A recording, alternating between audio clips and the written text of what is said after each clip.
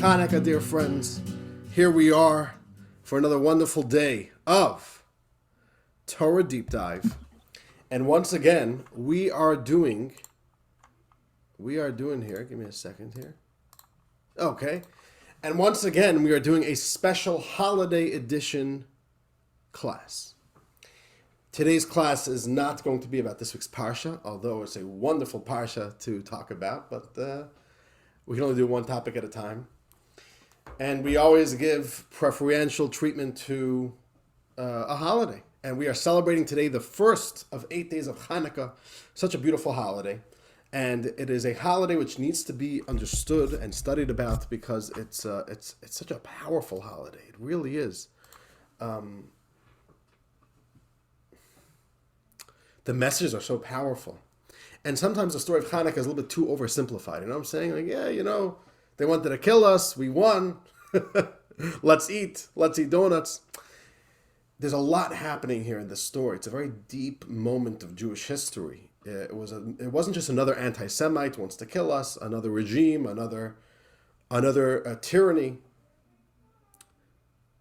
It was very unique. And I want to explore a little bit the power of the story of Chanukah, its messages for us today, to try to distill down what exactly are we celebrating, but to do it through looking at the story through the woman of the story. And the reason why we're going to do this is because this is actually how our sages do it. We probably know more important women by name of the Chanukah story than we know men. The only men we really know are, the high priests, the Maccabees. We know multiple women by name who are heroines, who played critical events of the Chanukah story happened because of, were initiated by women. And in that way, this holiday is very, very female-based. And I want to learn that with you. The story of Chanukah from a woman's perspective, the place of woman in Chanukah. So dear friends, let's begin on page 3 in our books. And before we get into the story of Chanukah, I want to read a law with you as it is written in the Talmud. The Talmud writes this law. And this is a very, very central law in Jewish practice. This is from the Talmud, Kiddushin, page 29a. Some mitzvot women are obligated in, some mitzvot women are not obligated in. And the same is true for men, by the way. Some mitzvahs don't apply to men. What is the rule? What mitzvahs do apply and which mitzvahs don't apply to women? Says the Talmud, source 1. All positive time-bound mitzvot are obligatory for men, but not women. If it's a time-bound mitzvah, only men. All positive mitzvot that are not time-bound are obligatory for both men and women. A mitzvah that's not limited to a specific time, then it applies to men and women. All prohibitions, whether they are time-bound or not, are obligatory for both men and women. This is the way it works. Every negative commandment, which means any prohibition, do not murder, of course, there's not a single prohibition in the Torah that doesn't apply across the board. But when there's a mitzvah to do something, which we call a positive mitzvah, it depends. If it's time-bound, it's optional for women. They're not obligated. So what's an example of a time-bound mitzvah? An example of a time-bound mitzvah, I'm saying there's so many. But just for example, making Kiddush on Friday night. We're going to have a mitzvah to welcome the Shabbos by making Kiddush. That's a mitzvah. That mitzvah doesn't apply to women. Why? Because it's limited to a specific time.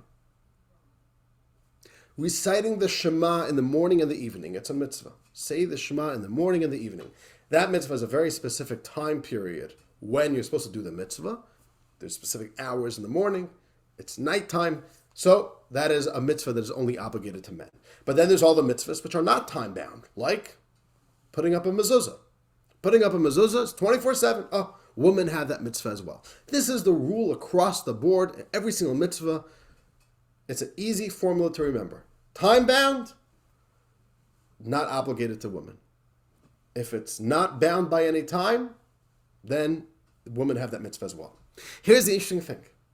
Based on this logic, would the mitzvah of lighting the menorah apply to women as well? We have here this rule.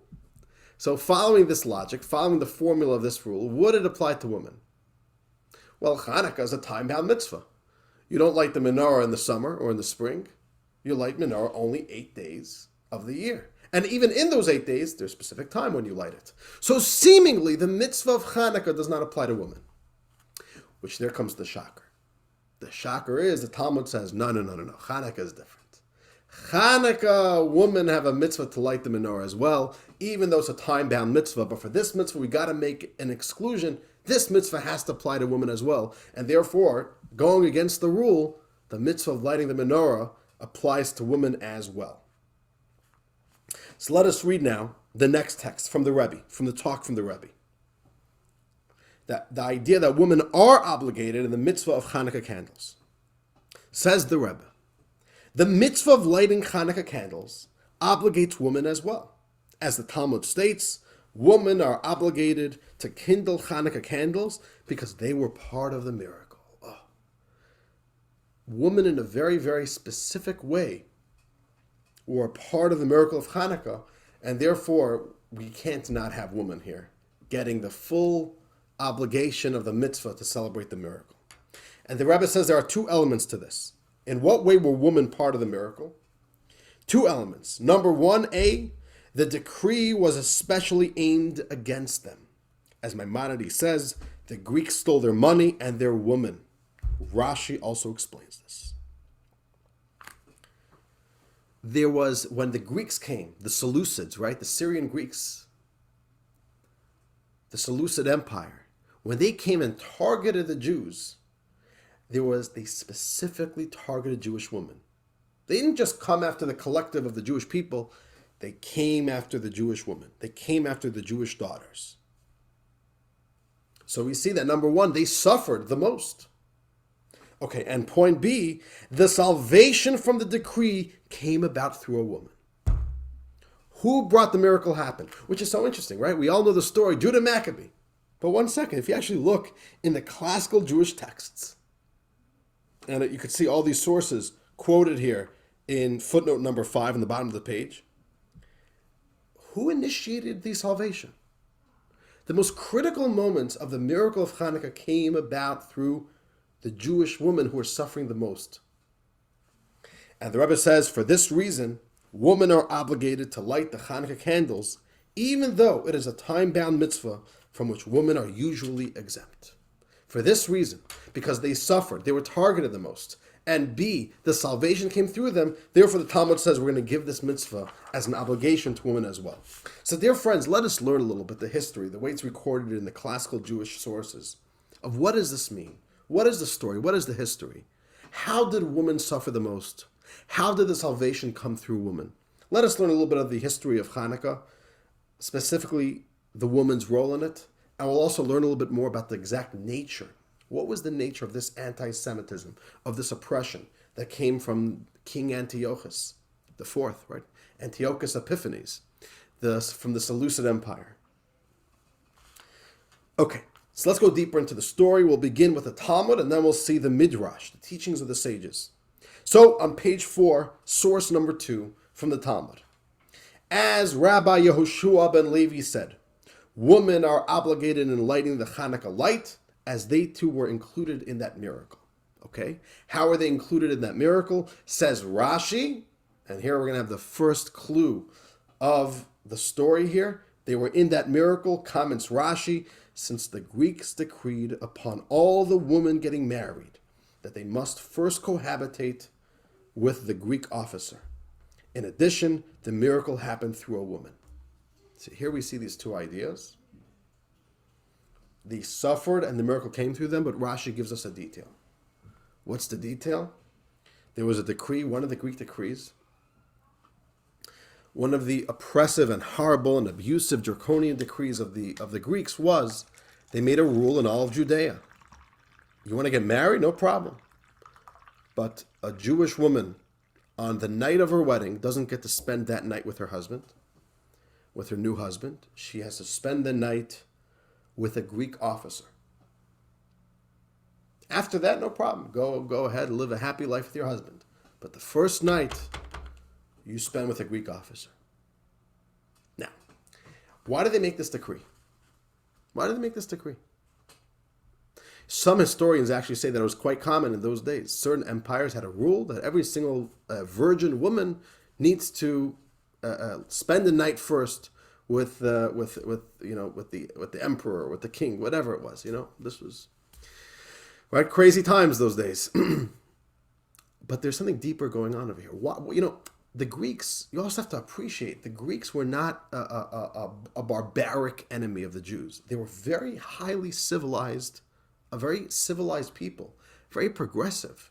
They were leaders in the arts. The Olympics come from the Greeks, from the Syrian-Greeks.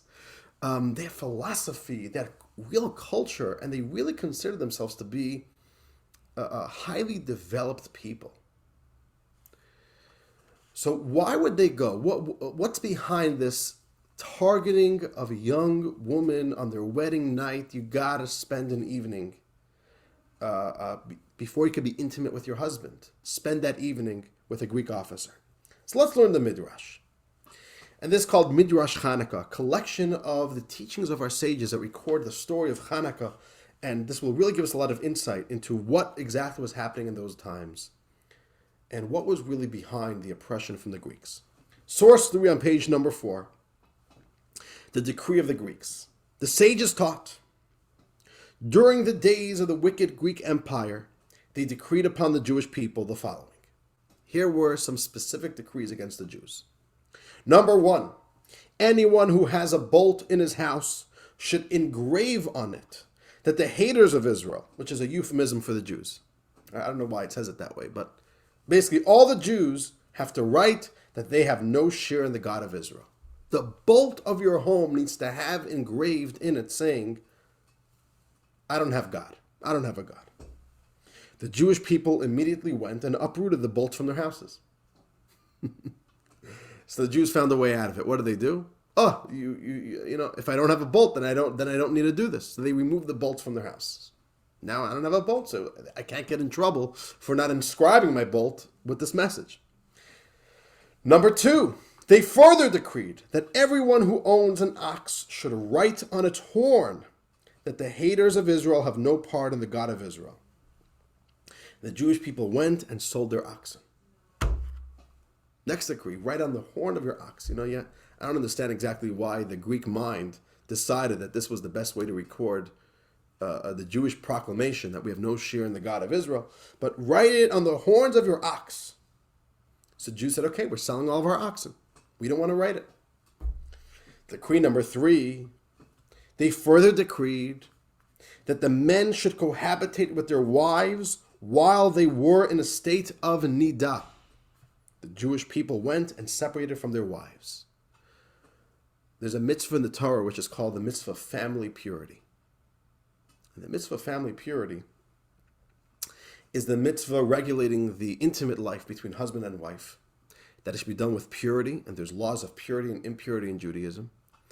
And according to the Torah, there's a mitzvah, which is at the very center of the holiness of the home, that while a woman has her menses, she enters into a state of what's called spiritual impurity, and there should not be any intimacy between a man and his wife during this time. It's a few days of the menstrual cycle. It's a few days of the menses. Then there's a few days a week, which is the countdown of what's called pure days. The woman could then go to a mikveh. And once the woman emerges from the mikveh, she's considered pure, and the intimacy between husband and wife continue.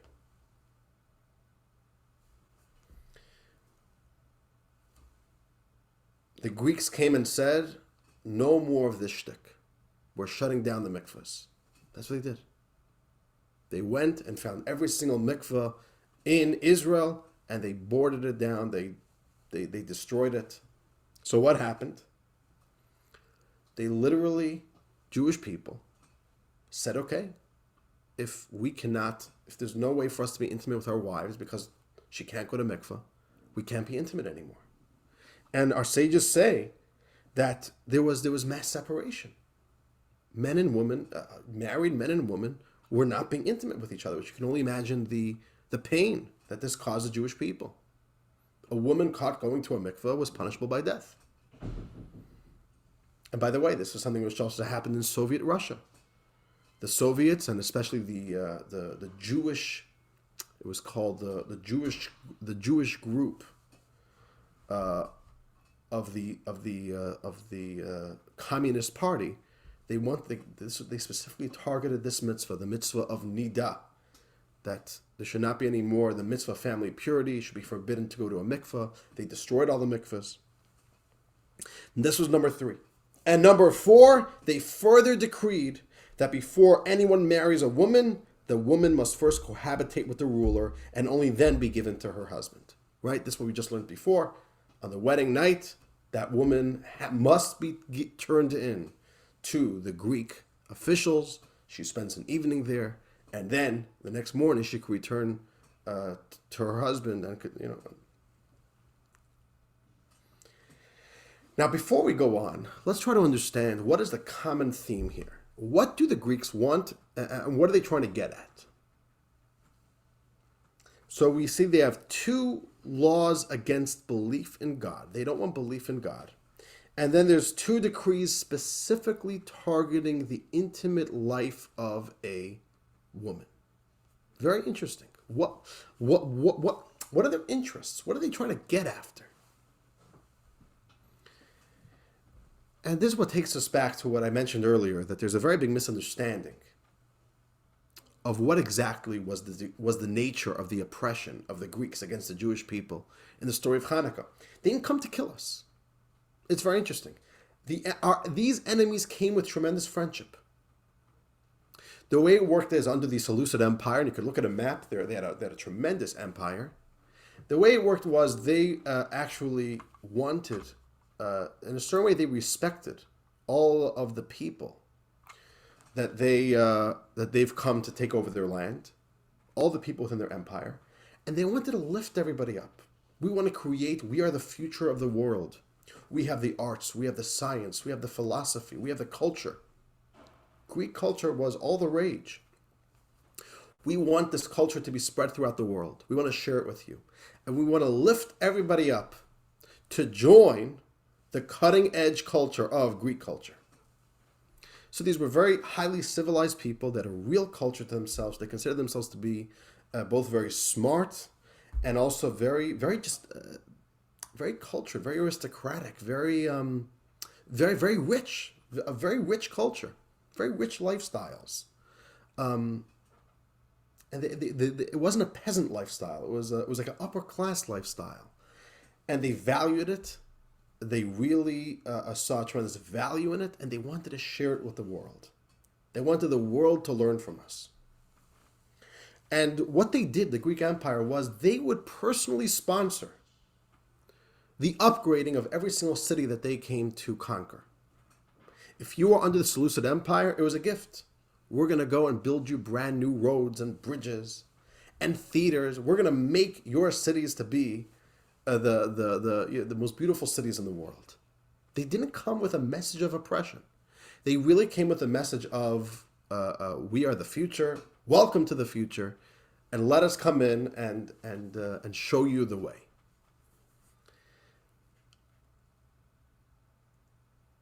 When they came to the Jewish people with that offer,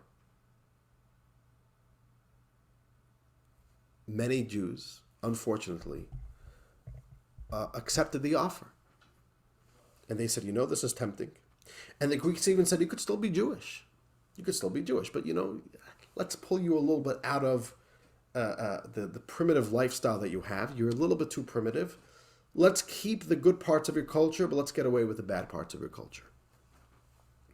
And this was called the Hellenism, right? The Hellenism of the cultures that existed before the Greek Empire arrived, and then they Hellenized. This was the process of Hellenizing all the inhabitants of their empire. But then there came what was called the Jewish problem. many Jews did not want to buy into Greek culture. They just said, we got Judaism. And of course, a lot of Greek culture is not in line with Jewish values and even goes against the Torah. And many Jews resisted. And what the Greeks said was, listen, we don't mind Judaism, but you got to get rid of your faith. You have to get rid of this fundamentalism, this idealistic connection with God that transcends logic. And the Greeks challenged the Jews. Anything that you could explain rationally to us, we're in. Anything that you do that makes no sense, we're out, and we got to get rid of it. And if you look at every single area that the Greeks targeted the Jews, it was always in the areas of the faith that transcends everything and the parts of Judaism that seem to just not make any sense. Not only they don't make sense, but they take away human pleasure. Why are you living so backwards? Why are you allowing a faith that you can't even explain yourself to stop you from living a cultured, beautiful, fun lifestyle? That was everything. So the first things the Greeks did was keep Judaism, but keep it a culture. Get rid of God. Stop living in this world where God dictates your life. Look at Judaism as a culture that you could enjoy, but get rid of the faith. And that was the first thing you see over here. Write it on your door. Write it on your property. Write it on your animals. We are not a people that are bound by a faith to God. We don't have a share in God. We have a beautiful Torah. There's great wisdom there. There's great traditions there. There's great logic there. That's it. But the faith, get rid of that. And they also really went after the intimate lives, the sexual lives of the Jews. They said, you guys are so behind. You guys don't know how to live it up. And they saw that as wrong. Why are you denying yourselves the pleasures of life? Why don't you join our parties? Why don't you join our clubs? Instead, you're living a life that you're married and there's a period of time every month where you can't even be intimate with each other because of some laws that make no sense at all. A woman becomes impure, pure, you got to go into a mikveh. What are you talking about? There's too much faith here. So they wanted to stop that. Let's uproot this deep faith that's just holding the Jews back. And the same thing, they targeted young women, young Jewish pure women on their wedding night. And they said, before you enter marriage, let us show you what it means to have fun. Let us show you the decadence, the pleasure, the fun that could be experienced now that you're entering and exploring the intimate lifestyle. We'll show it to you before you begin your life as a young married woman. This was what they were after. They said, we don't want to kill you, but we now rule this part of planet Earth, and things have to make sense. Things got to be cultured. We are not allowing backwards, primitive practices to be allowed in our property. This was also why they targeted circumcision. A very big part of Greek culture. You even see it in all their statues. They loved human physique. They loved muscular-looking people. They would, in generally, dress very minimally.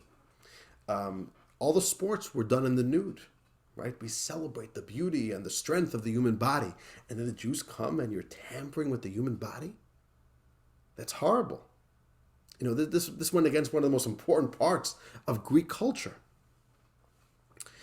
This was what the fight was about. They said, keep Judaism, no problem, but you got to throw away the faith. You got to throw away the idealism. You got to throw away the sanctity of it. There's nothing holy here. It's a nice culture. You want to keep up a culture from 1,000 years ago? We're good with that. We like culture. But stop being tied down as if there's a God, as if there's rules. That's what they were against. Let's continue the story. Page number 5. The Medrash says something unbelievably shocking, and you just have to realize what level of oppression and how powerless the Jews felt for this long. How many Jewish women had to suffer? Let's listen to these words. Page 5. The protest of the Maccabee sister. They practiced this for 3 years and 8 months until the daughter of Yochanan the high priest was married. Just let's stop there. 3.5 years. Jewish women are getting married and the Jews feel powerless. And the Greek soldiers are there at the wedding, and they're there, they celebrate, they drink wine at the wedding, and then when it's over, they say, okay, you're coming with us. And the Jews they felt they didn't have an option. Just the level of abuse that was happening here. The defilement of young Jewish women en masse that's happening over here. And the Jews did nothing. Until comes the wedding night of the daughter of Yochanan the high priest. Who's Yochanan? Yochanan is the father of Matisyahu. Matisyahu is the one who begins the Maccabean rebellion. So this is Matisyahu's sister, her wedding night. Judah the Maccabees' aunt. All right, you're starting to see the family picture over here? When they wanted to take her to that ruler, she exposed her head and tore her clothes in front of the people. Can you imagine a young bride? And according to Jewish law, once a married woman is supposed to cover her natural hair. And she exposes herself. She exposes her hair and she exposes her body in front of the entire wedding, in front of this whole community of Jews. When they're ready to take her away at her wedding, she exposes herself. Judah and his brothers were outraged by her conduct. The family is shocked. What's she doing over here? And they said, take her out to be burned. Right? How could a Jew act this way? That's what they said. Take her out to be burned. She then said to him, I would rather be humiliated in front of my brothers and friends than be humiliated in the eyes of this impure person that you wish to violate me by abandoning me to lie with him. Ooh, what a forceful message. She says, you're getting bothered that I am exposing myself, that I'm humiliating myself here in front of fellow Jews? How dare you lecture me on that? You are willing to let me be humiliated by leaving me with this evil Greek leader who'll be able to abuse me sexually tonight. And you've allowed this to happen for 3.5 years. Why is nobody standing up? Ooh. When she said this, it made a mark. It shook the Jews out of complacency. The Jews just felt, what could we do? The Greek Empire, we're supposed to fight back. If this is the decree, this is the decree. We just got to ride out the wave. But she sparked the intolerance to this. We can't let this happen. How could you let this happen to me? How are you just standing by idly as this happens? And she inspired the uprising. Let's continue to read the beginning of the uprising. When Judah and his colleagues heard this, they conspired together to kill the ruler. They realized something has to be done. So let's say they said, okay, we got to kill this ruler. They immediately dressed the young woman in royal clothing and made a canopy of myrtle from the Hasmonean house to the house of the ruler. They said, you know what, we'll trick them. So they dress the woman beautifully, and they don't let her go there begrudgingly. They make as if we're bringing her willingly and with celebration. There were harpists, fiddlers, and singers, and they sang and danced until they came to the ruler's house. Can you imagine you're the ruler here? And all of a sudden, usually the Jews begrudgingly allow their young Jewish women to go to this ruler for the evening. But now they're going with all the celebration. So what happens? When the ruler heard this, he said to his ministers and his servants, look at these people, from the greatest of Israel and from the descendants of Aaron the priest. How great, how happy they are to do my will. They are worthy of great honor. He ordered his ministers and servants to leave. Judah and his companions entered the ruler's house with his sister, and they cut off his head and plundered all of his belongings. They killed his ministers and servants and completely obliterated the Greeks, except for the main part of the kingdom. This was one of the very first acts of resistance that Judah the Maccabee did. They were inspired. It wasn't a well-planned event, but they said, we got to do something. She's right. She's right. We can't let this happen. We got to show resistance. And this was one of the first acts inspired by this young Jewish woman. Okay, what happens? Let's continue the story. Bottom of page 5. The Jewish people back in the city, they hear about the news. What happens? They're not happy. They were trembling in fear for those Jewish men. What's going to be? Are they going to be successful? Are they not going to be successful? Who knows what the retaliation is going to be? A heavenly voice emerged and proclaimed the young men who went to fight in Antioch won. Those who fought against the king Antiochus, they won. A voice came from heaven notifying all the Jews that the mission was successful. The fighters returned and closed the gates and did penance and engaged in Torah and charitable deeds.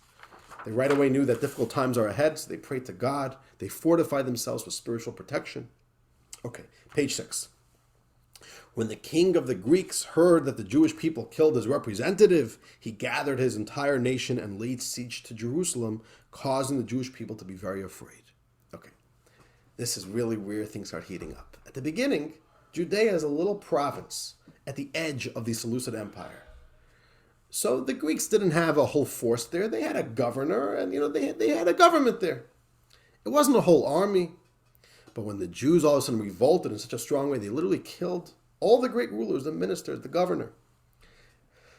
When the king of the Greeks heard this, he said, okay, now we gotta go. Now's where the show and the war really begins.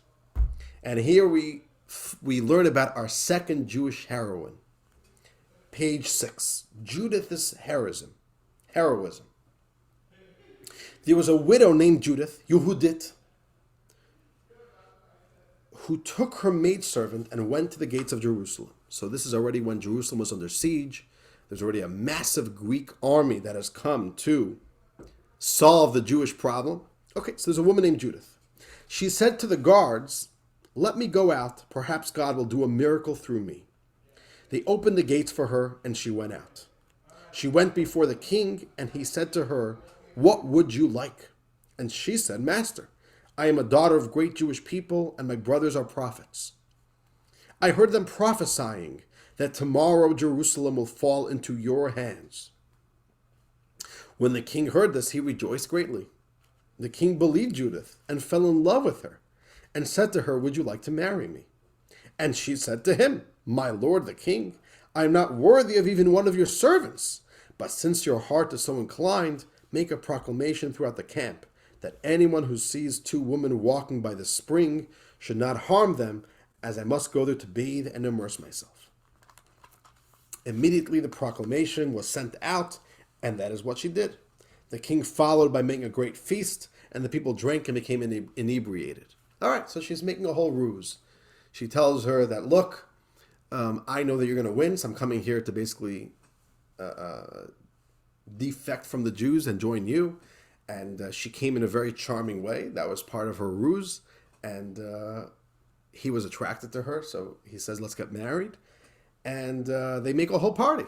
And there's a lot of drinking happening at the party. All right, this is all part of the plan. And she gets the king to announce that she has open passage throughout the camp and that nobody should question her or stop her. Then what happens? Continues the Midrash. They each went to their tents. Right? Okay, party's over. Everybody goes to their tents. And the king went to sleep. Judith followed him and took his sword and cut off his head and spread a sheet over it. She went with the king's head to the gates of Jerusalem and said, "Open the gates for me, for God has already done a miracle through me." They said to her, "Is it not enough that you defiled yourself?" The Jewish guards don't want to let her back in. Look at you. You've defected from us. You went to spend the night with a Greek officer, with the Greek king. But you are coming to us with a conspiracy, so now you're going to come back in and somehow conspire against us? So immediately she showed them the head of the king. And as soon as they saw it, they opened the gates and proclaimed loudly, "Hear, O Israel, God is our Lord, God is one. Shema Yisrael, Hashem Elokeinu, Hashem Echad." This was another one of the very important moments of resistance that crushed the resolve of the Greek enemy. I don't think it was a king, but it was one of the highest generals, that the Jews were able to behead him, and they were able to say, "Look, that this is what we were able to do." And what happens then? The enemies flee. We're on top of page 7. When the Greeks heard this, they said, "Soon they will be coming for us. Look at this. The Jews successfully were able to infiltrate that deeply that they were able to kill the general. They went to the king and found him headless. A terror and fear fell upon them, and they all fled. The Jewish people pursued them and killed many of them. So may the Almighty take revenge on our enemies speedily and grant us salvation, as is written, and a Redeemer shall come to Zion. So the Midrash concludes with a little hope for ourselves as well, that the same way the Jews were able to inflict such a fear and win over this specific battle against this specific battalion or a force of the Greek army, so may it be in our days. Okay. What do we see here? This is a long midrash we just learned. We see here the theme that not only women were included in the story of Chanukah. Of course, women were included. You know, when were women not included in any form of anti-Semitism or oppression?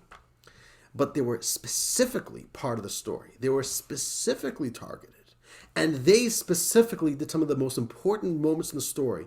Who inspired the Maccabees to start taking a stand? It was a woman, a young Jewish woman. Who did one of the most important acts of resistance that succeeded in hurting the resolve and the strength of the Greek army? A Jewish woman, Yehudit, Judith. And we see that the Talmud celebrates this. We want to make sure women are part of the story of Chanukah. They have the mitzvah as well. We want to recognize them. In fact, it says that while the candles are lit, according to Jewish law, a woman is not supposed to do any work, just like on a holiday. It's a special time for them. Take off. Enjoy the holiday. You're not allowed to do any housework. Nothing which is not part of the holiday. When the menorah is lit, women specifically need to celebrate it. Because this, in a certain way, was a salvation, especially for women. Says the Rebbe now, on middle of page 7, we will now explain the deeper reason for why the salvation of Chanukah came about, specifically through a woman, thereby obligating women in the mitzvah. Okay, the Rebbe says, but I want to understand this a little bit better. I understand that historically it happened to be that women were targeted. And it happened to be that women did some of the most important moments in driving the story of Chanukah. But let's try to understand that conceptually. What is the connection between the holiday and women? What is the significance of this? What is the symbolism of it? The Rebbe says it's not just coincidental. Okay, it happened to be that a woman did a few good things, and now we give them focus for the holiday. No, in a certain way, Chanukah is more connected with women than men. There's a special connection between Chanukah and the Jewish woman. The spirit of Chanukah is a spirit of Jewish woman. And that is why they're so central in the story. That's why they're so central in the mitzvah. So the Rebbe says like this. We first need to understand, in general, how could it be? Let's try to understand a little bit more the attitude of the Jews at that time. The attitude of the Maccabees, which is really what we're celebrating, the spirit of the Jewish people. So Rebbe says a very interesting question, top of page 8, which gets down to the very heart of the attitude of the Jews at that time. Says the Rebbe, page 8, first we must address the question of the Jewish people risking their lives in the war against the Greeks. According to Jewish law, it seems that they were not obligated to risk their lives because the Greek decrees did not affect any of the cardinal sins which we are obligated to risk our lives to avoid violating. There's a mitzvah in the Torah that a Jew must give up their life for God if need be. That mitzvah is called Kiddush Hashem, sanctifying the name of God. But here's the catch. That mitzvah only applies to 3 commandments. Which means a Jew is expected to die only for 3 mitzvahs in the entire Torah. The belief in one God, or the sin of idolatry, the sin of adultery, and the sin of murder. Here's the interesting thing. The Rebbe says,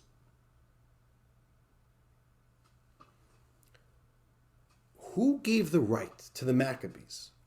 Where did they find the justification within Judaism, within Jewish law, to put their lives in danger by starting a rebellion against the Greek army.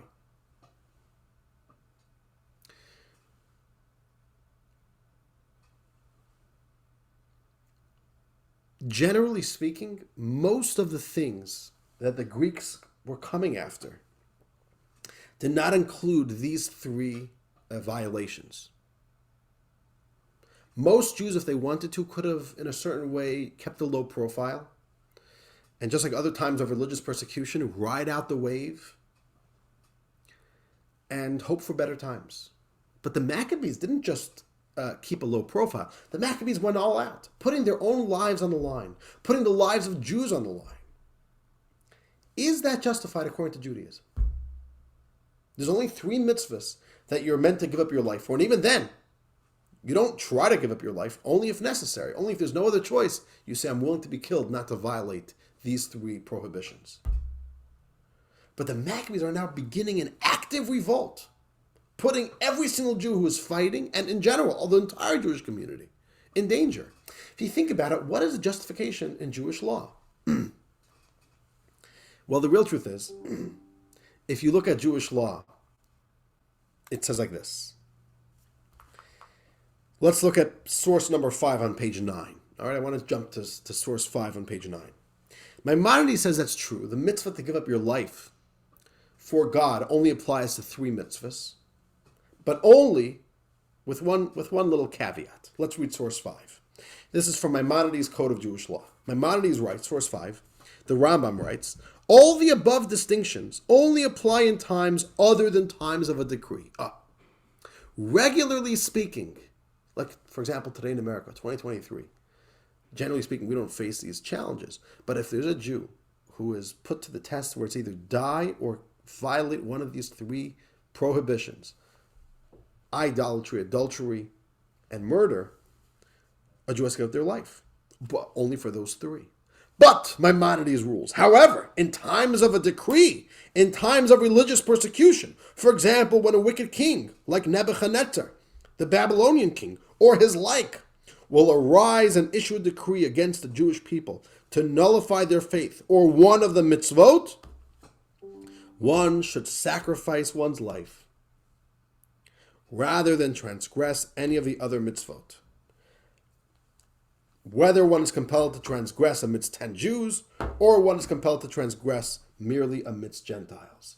Says Maimonides that when it comes to a time of religious persecution, the mitzvahs a Jew has to give their life even for the smallest mitzvah.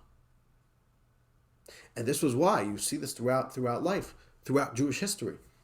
In times of religious persecution, Jews were willing to die to not violate the smallest mitzvah. Generally speaking, a Jew is not supposed to die for Shabbos. If it's a question of life and death, violate Shabbos. Don't die. But if there's religious persecution, then any mitzvah they want you to violate, you have to stand strong for, even if it means death. But the Rebbe says, but even this explanation, the times of Chanukah is definitely a time of religious persecution. But the Rebbe says, even this explanation, even this law of Maimonides, doesn't explain the Maccabean revolt. Says, let's go to page 10, top of page 10. The Rebbe says, but there is still room to question whether the Jewish people were obligated to go to war over this. When the law states, be killed and don't transgress, this doesn't mean that if a person is being forced to violate, this means that if a person is being forced to violate a prohibition, he's obligated to give up his life. But this doesn't seem to mandate launching a war against the evil kingdom in order to abolish the decrees. We therefore require an explanation for why the Jewish people went to war against the Greeks, risking their lives in a way that wasn't at all obligatory. The Rebbe is saying, according to Jewish law, a Jew has to give up their life for the main 3 mitzvot. And if it's a time of religious persecution, a Jew is expected to give up his life for any mitzvah.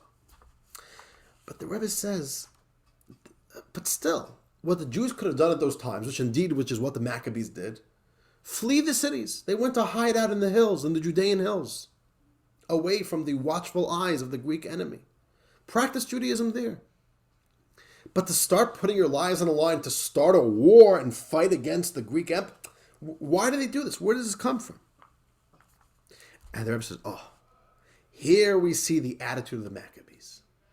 The attitude of the Maccabees were, we're going above and beyond the call of duty.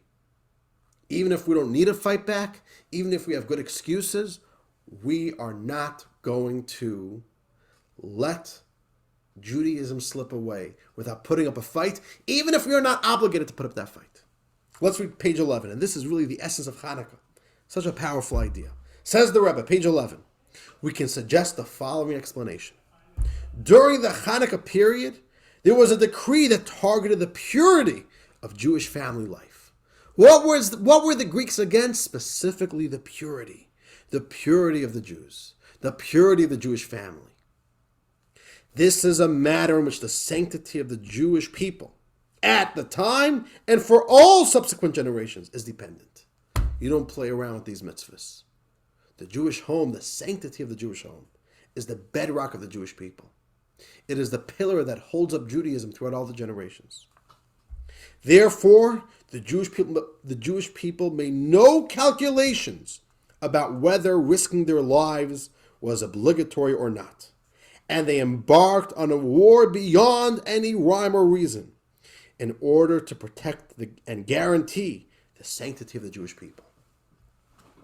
The Maccabees did not fight out of a call of duty. They weren't obligated. The Maccabean conviction was so deep. They said, we are not going to tolerate the slightest compromise when it comes to the sanctity of our homes, when it comes to the sanctity of our children, when it comes to the sanctity of the Jewish woman.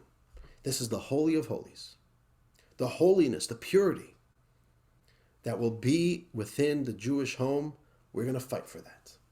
So they didn't do it because Jewish law obligated them to fight. The Maccabees could have sat back and just let the bad oppression, it was a phase. Hopefully somebody will murder Antiochus, just like what happened to every Roman emperor and Greek king. Okay, he's around now. Within 3, 4, 5 years, he'll be dead. A new king will come, and hopefully times will be good, just like it used to be before this king. The Jews didn't need to do this act of rebellion. They did it because they would not allow a compromise in the holiness of the Jewish people. So they went above and beyond, even above and beyond the obligation of the Torah. The Torah did not mandate them to go to war. They still did it. They also went above and beyond logic. It makes no sense. How are you going to win the Greek Empire? It's crazy. It was the most ridiculous thing you could say. It's the greatest army in the world. And you Jews are a bunch of, what are you? What are the Jews? Today in all the art depictions of the Maccabees, they look like muscular, right? Like warriors. I promise you the Maccabees did not look like warriors. They look like a bunch of overweight, very not good-looking Jews. They didn't have any art. They were a bunch of guerrilla fighters. They had nothing. But they went to fight with this conviction of, we got to do what we got to do. And they were fighting for one thing and one thing only. They weren't fighting for the survival of the Jewish people. The Greeks didn't want to kill anybody. The Greeks didn't come with murderous intent. They were fighting for the sanctity of the Jewish home, the sanctity of the Jewish family unit. That's it. And when you fight for that, they went above and beyond. And this is something which even Jewish law recognizes as a value. Let's read source 6, which is one of the most important commentaries on the Maimonides we just learned. Page 11, source 6.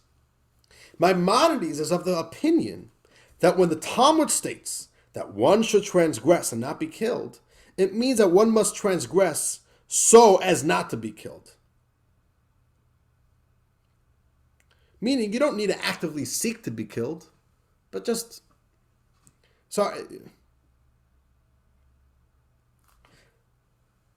But many other great authorities, this will explain, but many other great authorities maintain that if the person allowed themselves to be killed rather than transgress, it is considered a righteous act. Even though the Torah says you're allowed to violate this mitzvah and not be killed, but if you do want to be killed for this mitzvah, especially in a time of religious persecution, the understanding is that that's considered a righteous act. It seems that they explained the command, transgress and do not get killed, as mere permission to transgress, but not as a requirement. And it is written in the Nimukei Yosef that even according to Maimonides' opinion, a great and pious person who fears God and sees that the generation is completely disregarding the proposed transgression, they may sanctify God's name and sacrifice himself even for a simple mitzvah, so that the people will see and learn to fear God and love him with all their hearts. So there is room for this attitude of going above and beyond even what the Torah demands. Even when the Torah says you don't need to put yourself in harm's way, you're allowed to transgress, go beyond. And the Rebbe says, who inspired this attitude that we do not compromise and we go all out when it comes to the sanctity of the Jews? Who did that? The woman. Page 12. The Rebbe says, this was achieved, this attitude was brought to the Jewish people by the Jewish woman of that generation. In addition to the Jewish women themselves resisting the Greeks in non-obligatory self-sacrifice like the men, the Jewish women were the ones that inspired the men to feel the need for super-rational self-sacrifice and to rebel against the Greeks' military. The women were the ones who inspired the men to fight for this cause. Since this unique form of self-sacrifice, during the Chanukah era, which is a sacrifice beyond any reason, was inspired by the Jewish woman, they also merited that the miracle of salvation came about through a woman.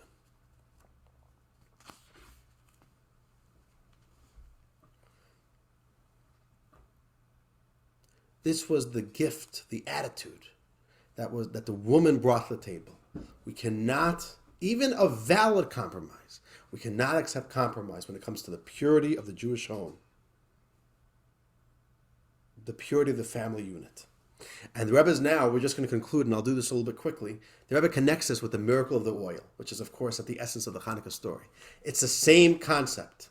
We don't compromise when it comes to the purity of the Jewish people. Middle of page 12. The super-rational reward for super-rational sacrifice. Says the Rebbe, as the Jewish people acted with self-sacrifice beyond reason, God rewarded them measure for measure beyond nature.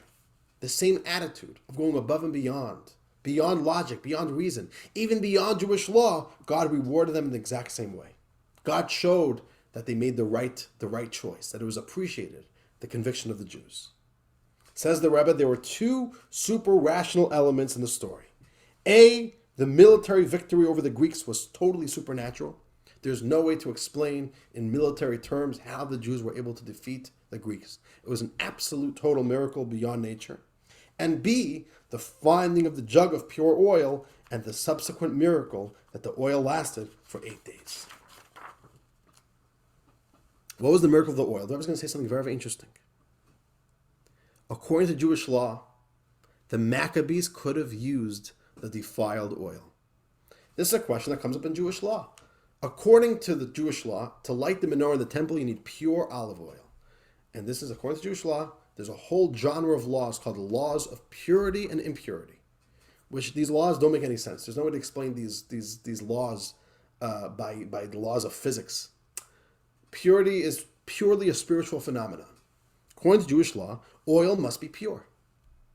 What did the Greeks do when they came into the Holy Temple?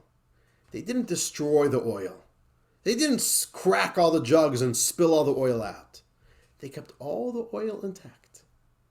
They just removed the seal of purity.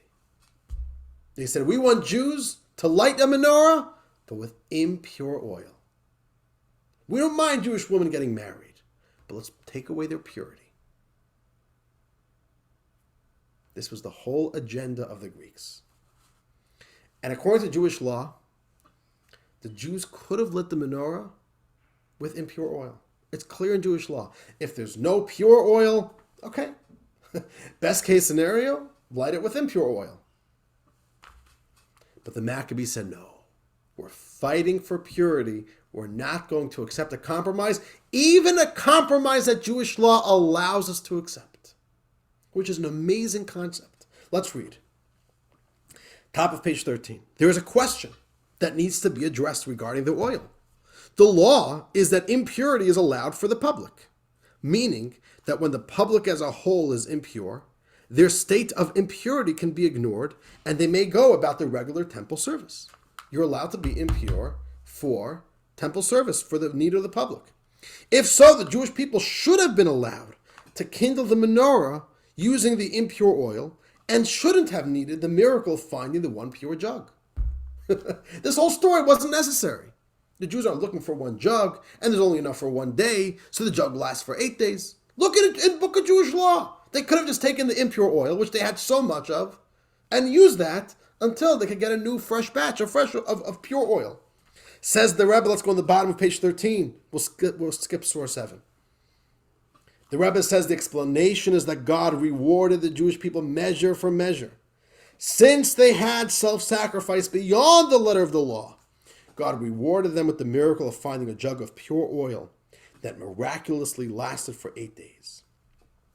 This was also beyond the letter of the law, as strictly speaking it would have been permissible to use impure oil under the circumstances. So says the Rebbe, the whole message of Chanukah is, what we are celebrating is the insistence on not tolerating anything less than the best for the purity, for the sanctity, for the spirituality of the Jewish home, of the Jewish family, of Jewish women, and for our children. There's no room for compromise in what's necessary for the future of the Jewish people. The Maccabees weren't fighting for life, they were fighting for the spiritual integrity of their children, for the spiritual integrity for us, that we could be here today and we could still be proud as Jews, still being faithful to the Torah. That is what the fight was about. And let's conclude on page 14. The Rebbe concludes there is a lesson here for every Jew. In matters pertaining to the sanctity of the Jewish people, we shouldn't only do what we are allowed and obligated to do by the letter of the law. No, we must exert ourselves and act with super rational self-sacrifice beyond the letter of the law. God will reward us measure for measure and bless us with great abundance in our material and spiritual affairs, even when a more measured blessing would have sufficed. Oh, when we show God that we are going above and beyond, God will bless us also above and beyond. God could give us the blessings and, it's enough blessings. He didn't have to give us more. But when we show God we're going beyond, God will also bless us beyond. So, dear friends, it's 12:01. Okay, we finished on time. I originally said this class would be 45 minutes, but I think an hour is going to be what it always going to be. But this is really the story of Chanukah. We see that this is the intuition of the Jewish woman. The Rebbe speaks so much about this. The women are the ones who are given the gift by God to maintain the integrity, the sanctity, the holiness of the Jewish family. And we see this in the story of Chanukah. They were the ones who inspired this attitude. They were the ones that inspired the men to not compromise, to not accept anything less than perfect when it comes to this issue, the sanctity of the Jewish people. And the fight for Chanukah, what Chanukah reminds us, is the message of the light, the purity. That we need to fight for the purity of our children, for the purity of our people, within our own lives, within our community, and within our entire people as a whole. So, dear friends, with that, I want to wish you all a wonderful Chanukah.